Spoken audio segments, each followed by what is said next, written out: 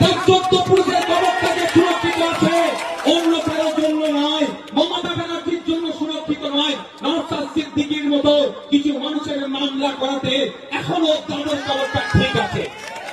নাহলে এতদিন দখল করে মদের ফ্যাক্টরি হয়ে যেত, এতদিন দখল করে জুতোর ফ্যাক্টরি হতো তাদের কবরের উপরে, নোংরা কাজ হতো তাদের কবরের উপরে।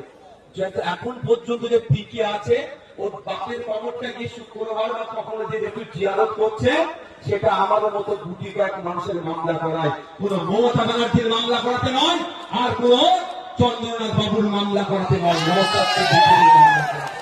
এটা বলুন, আমাদেরকে আমাদেরকে আমাদেরকে কালিমালিপ্ত করার চেষ্টা করছে। কিন্তু প্রশ্ন আমার এখানে, একজন বিধায়কের মাস গেলে 1,21,000 টাকা সম্মানী ভাতা পায়, আর চালুদা দেখলাম তো,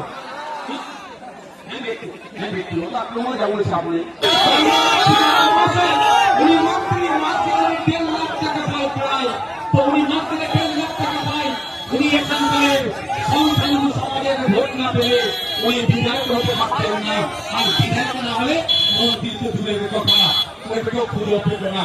তাহলে যখন সংখ্যালঘু সমাজের মসজিদের কথা চিন্তা করে, মাদ্রাসার কথা চিন্তা করে,